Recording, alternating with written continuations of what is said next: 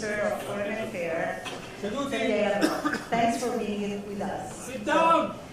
Minister will give us a speech, and then he will be so kind to discuss questions with me and Maurizio Molinari just afterwards. So, floor is yours.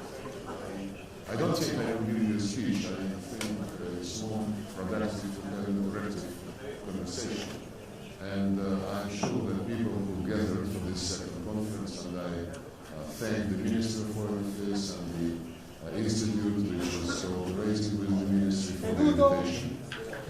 We believe that this is a very promising format and would be doing our best to the extent of our abilities to help make a permanent place for discussing a very important issue of the future of the Mediterranean and the regions which surround it. And certainly this is a crossroad of the world economic, logistical, transport, communications, and this region in very bad shape. It is in very bad shape. I'm sure that people who are gathered here are interested in learning about foreign policy of various players, including Russia. I'm sure you know the basic principles of our assessment of what is going on in the Mediterranean, what are the reasons for this, and we think that the so-called Arab Spring was moved in a very different and very dangerous direction under the banner of democratization, democratization understood not by the people of the region, but people of the region being given some recipe how to proceed, and it turned out into an effort of outside forces to change regimes. Luckily, Tunis has been spared divorce. Egypt was less lucky, and of course Libya was ruined, and we are all now fighting to save the statehood of Libya, and hopefully we can succeed. We discussed it yesterday with the President of the Republic, today with Paolo Gentiloni, and just now we met with John Kerry, and who will be succeeding in this rostrum, and we also discussed, among other things, the situation in Libya. And in Syria, of course, we believe that after what happened in Libya, the international community cannot be negligible vis-à-vis terrorists. Let's not forget that those who toppled Gaddafi, they are now making problems, creating problems to about a dozen of countries in Africa. I remember I talked with Laurent Fabius when the extremists were going into Mali, and the French at that time wanted to get some Security Council permission for their contingent, military contingent in Mali to be, authorized to fight the extremists who were coming from Libya. I said, of course, this is something which we always support, giving mandates to those who counter terrorist threat. But please, I told him, please don't forget that those are the people whom you armed, whom you supported, hoping that they will help you to achieve a geopolitical goal of toppling Gaddafi. He said, c'est la vie. Well, c'est la vie is not a policy. It's, I believe, just a proof that you need to be consistent, and you cannot do something which would then reverberate against you like a boomerang. So the regime changes at any cost, including the cost of cooperating with the terrorists. I hope we should all have learned our lessons by now. Geopolitical games like, between the Soviet Union and Afghanistan in the 80s of last century, when the US was supporting Mojahideens only because they were fighting against the Soviet troops, and then these Mojahideens gave birth to Al-Qaeda. And then Al-Qaeda in 2001, 9/11, attacked the United States. ISIL, the most efficient part of ISIL are the officers from Saddam Hussein's army. The army which was dismantled by the decree of Paul Bremer in 2003, dismantled like all other Sunni-dominated structures. The army, the security, the police, they were deprived of their job, of their earnings, and they, without any ideological liking or disliking, joined ISIL, which later offered them employment, basically. And of course, Abu Bakr al-Baghdadi was released from the American prison in Baghdad sometimes in 2006. Now he is leading this creature. And we would do our best, and I hope we would be getting support, and a real counter-terrorist front would be created as Putin proposed, as President Putin proposed, because we don't want, after these lessons of helping Al-Qaeda to get up and running, helping ISIL to get up and running, we would not allow the Syrian situation to give support for Jabhat al-Nusra. Well, I think I stop here. I don't want to draw any conclusions. I just wanted to provoke some thoughts and some questions, some comments, and thank you. So, thank you.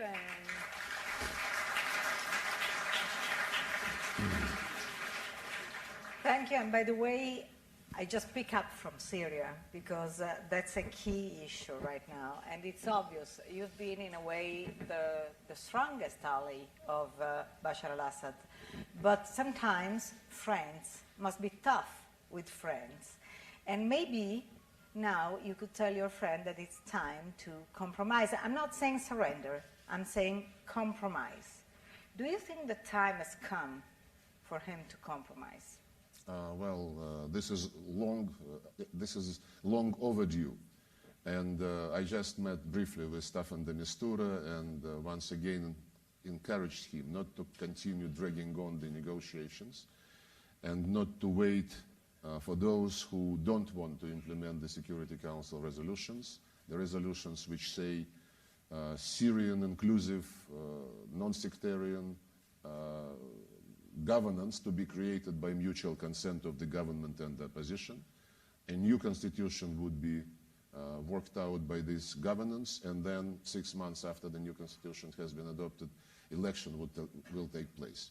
And people who say that before they start discussing the implementation of this roadmap, they need to see Assad out, they violate the Security Council resolution. So instead of just waiting for them to become cooperative, the invitations must be issued to all Syrian groups, and those who come, they should start discussions with the government. The government is ready for this. The government has long been ready.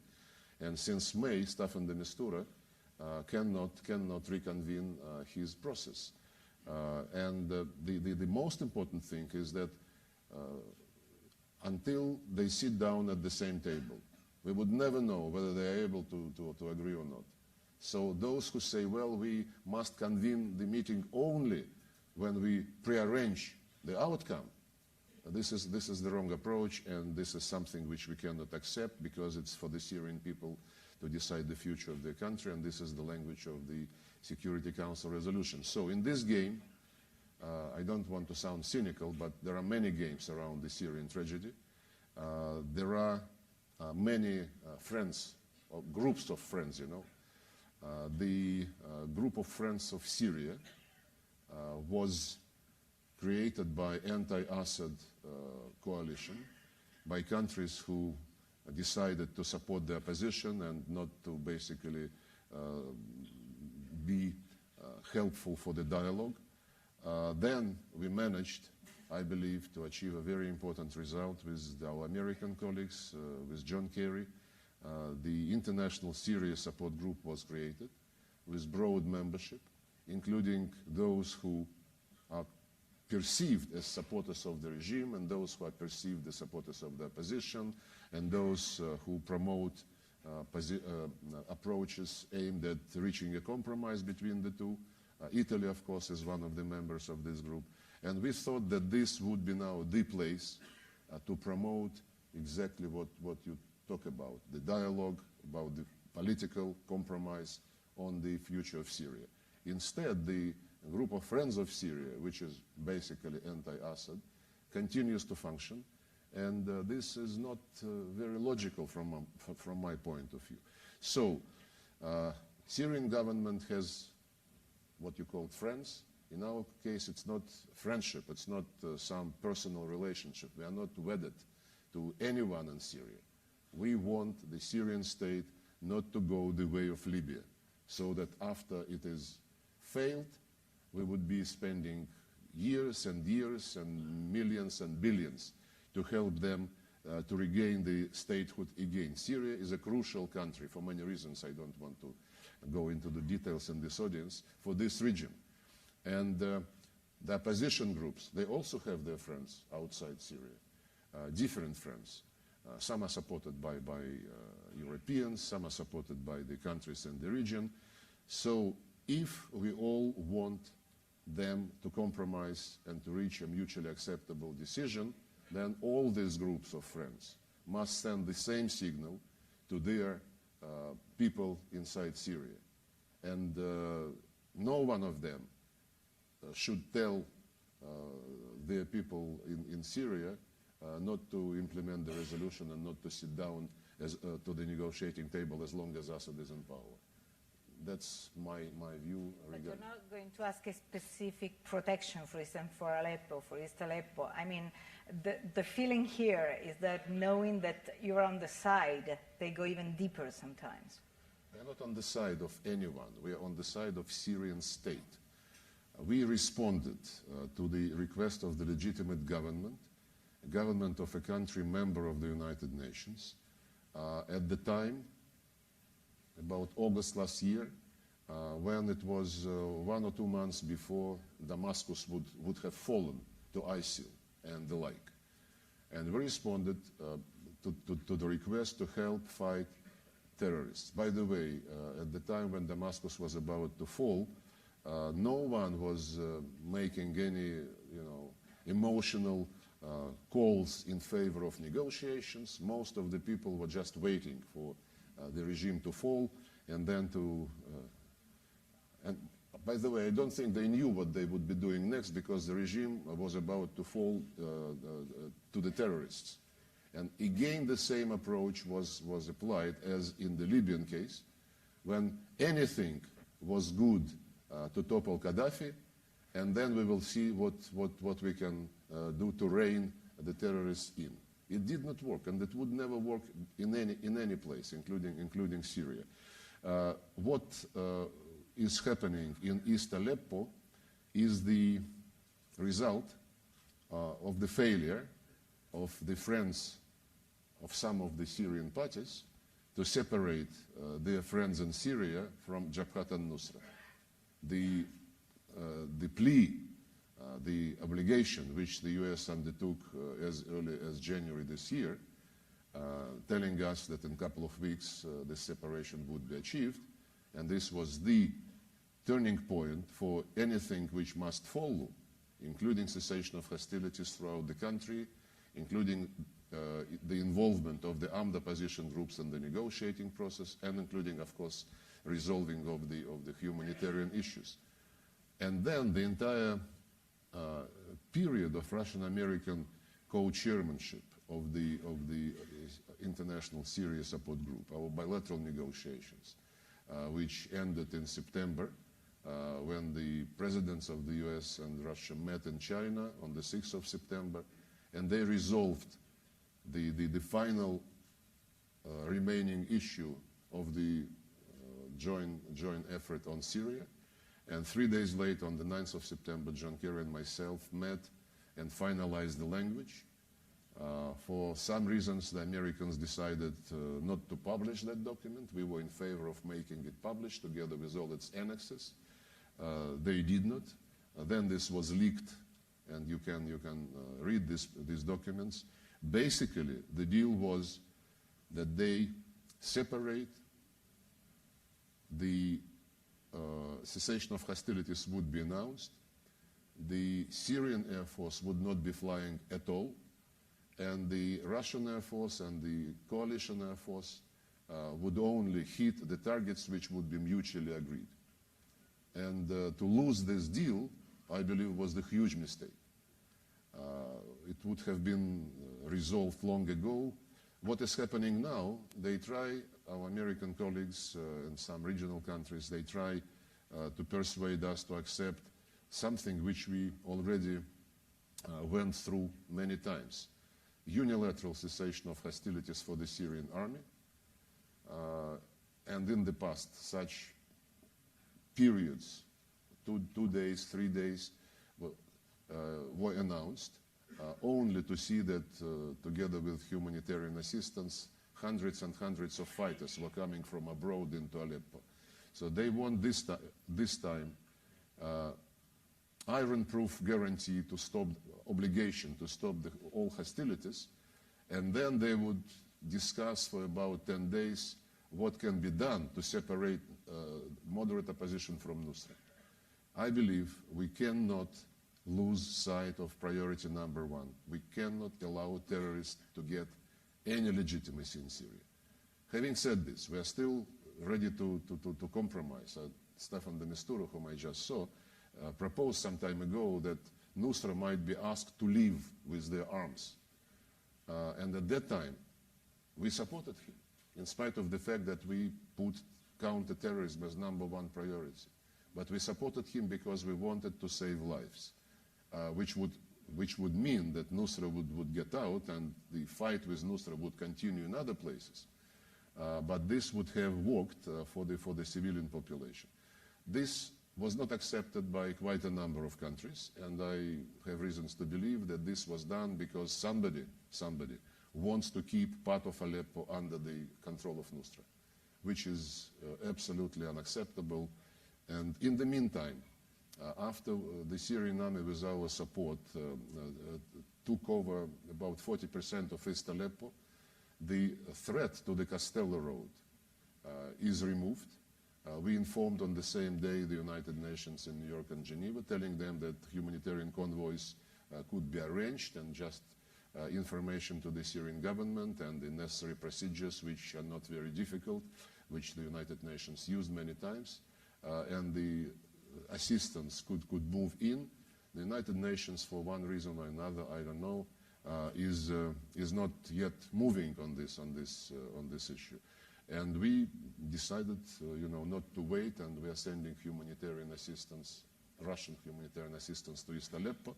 We deployed 2 mobile hospitals.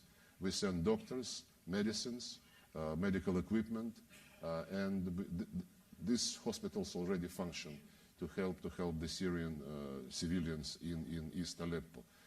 So hopefully, if the international community is hesitating on humanitarian deliveries, on the political process, maybe we can encourage those Syrian groups who are ready for this, not to wait until the capricious parties agree to remove the ultimatum, but start doing things in practice, sending aid and bringing people to the table. Who is not accepting an invitation for negotiations must be left out. Mr. Minister, we have a new president elected in the US, and his administration will soon be in place. Do you believe that the first agreement with the Trump administration could be sealed on Syria? Well, I cannot guess. I can only be guided by the facts.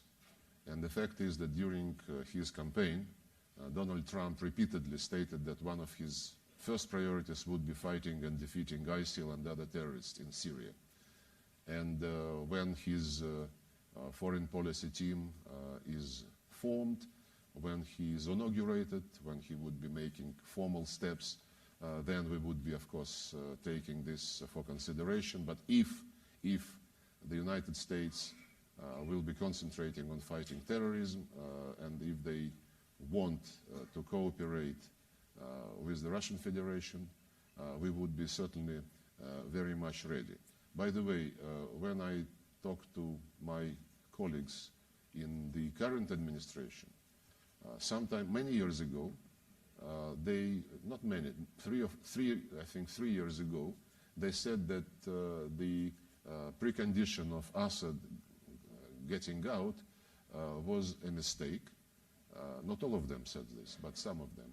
And that for the US interest, it is much more important to defeat terrorists in Syria than to remove Assad. Basically, Donald Trump said the same.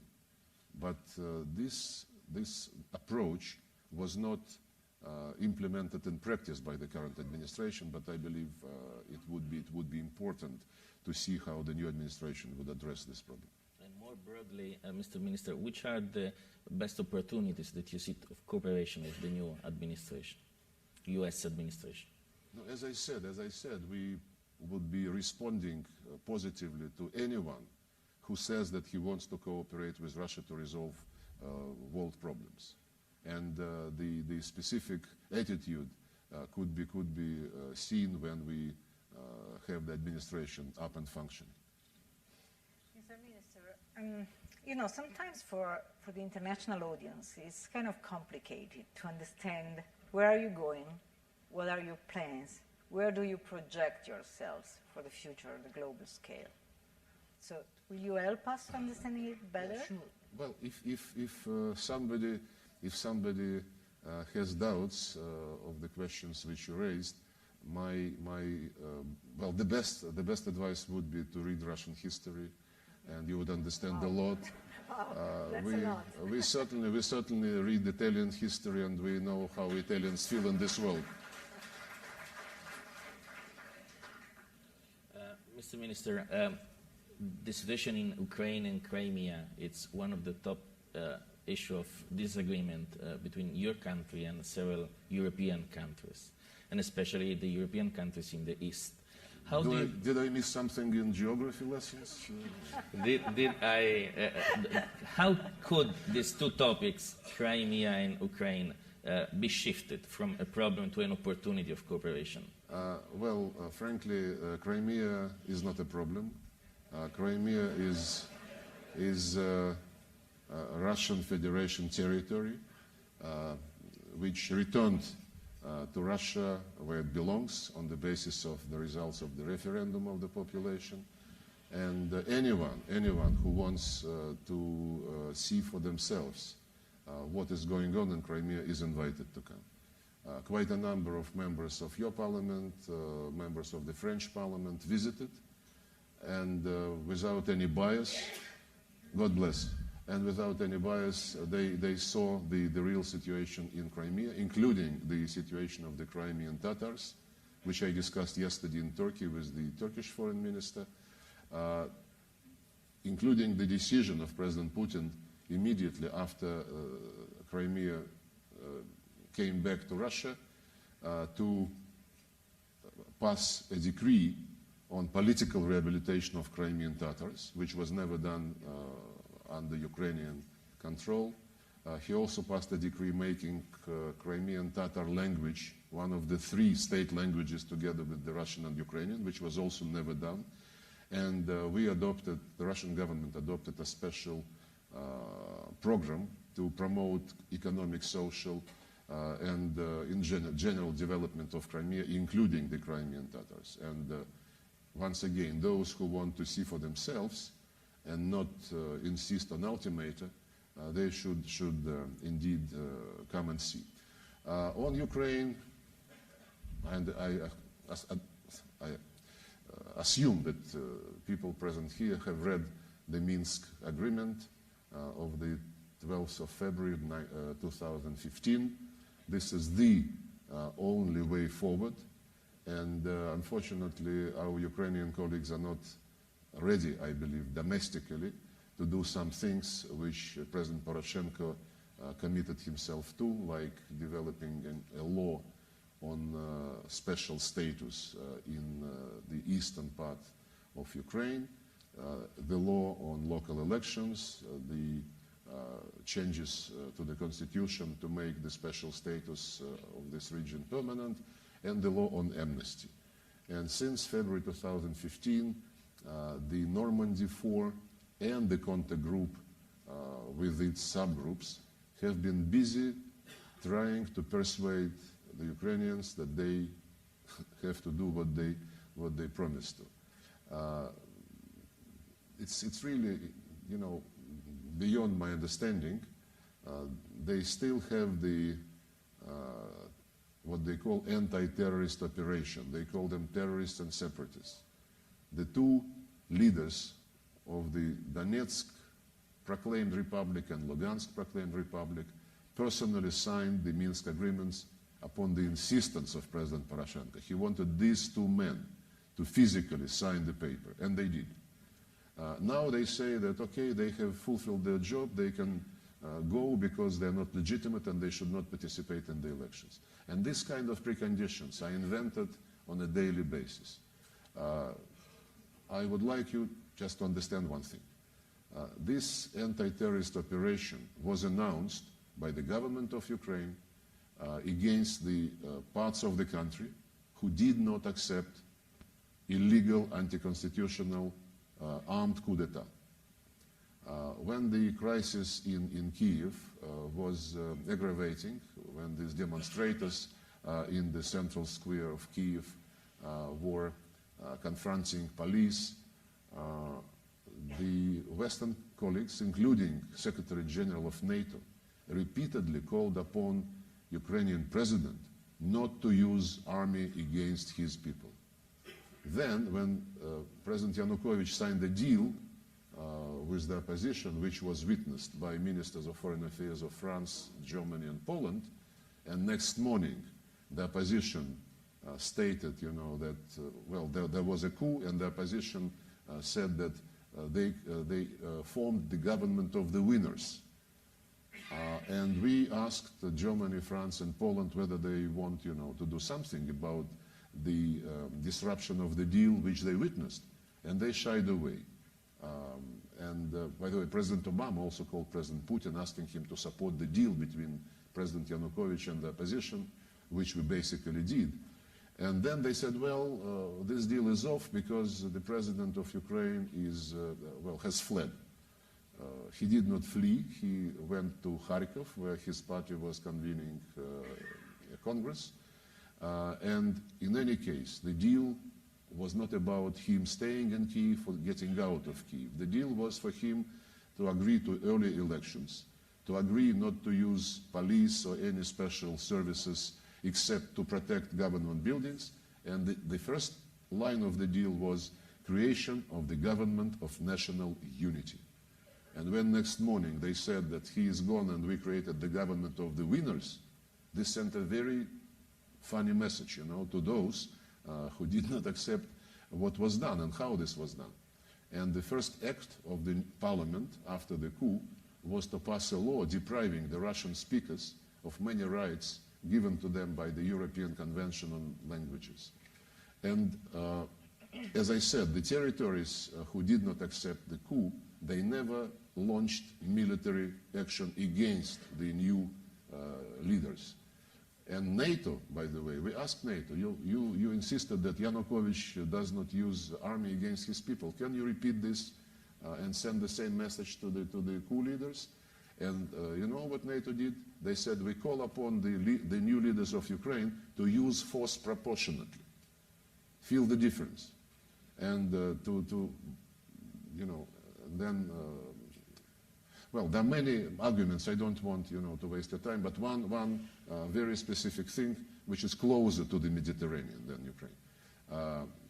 Yemen, 2 years ago, President Hadi was toppled, and he fled to Saudi Arabia, where he now stays. And for more than 2 years, the international community insists that he must come back and must be brought to the presidential functions. So my question is why Ukraine should be treated differently from how Yemen is treated. Just a very short question, because we are approaching the conclusion here, but we spoke about the United States, and in the very last few months, the Clinton campaign accused the Russians of hacking them and interfering. This morning, apparently the FSB said that there's a chance that in some time soon, some Russian banks could be attacked by hackers. So what's happening out there? How do you see that? Well, at least the United States has something to do with Mediterranean because there are so many naval and military bases of the U.S. in this region. So it's important, of course, to know what are the plans of the United States. On hacking, I mean, we made several remarks explaining that the Russian government has nothing to do. The only single fact which the Americans quoted is the owner of a server in California, and the owner lives in Siberia. A young guy who said, yes, he owns the server, but he rents it out. And he said, you talk to the people who use this server. And this was immediately, on next morning, conveyed to the Americans. They know this, but they did not even address, they did not reach this person, they did not raise any issue with him. But for your information, 1 year ago, we formally, through Prosecutor General's office, addressed the Department of Justice of the United States with the proposal to have consultations on developing measures to fight cyber crimes.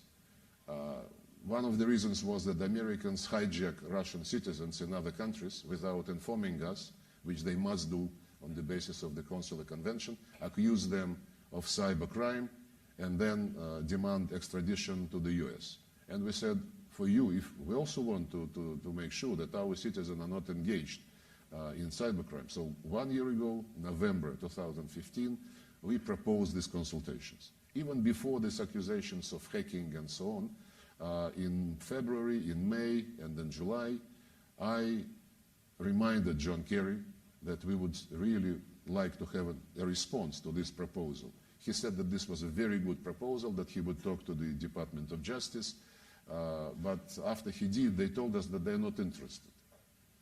Only now they send us a proposal to come back to this idea. Fine, we are ready. Thank you. Thank you. Thank you very much. Mr. Minister, our time is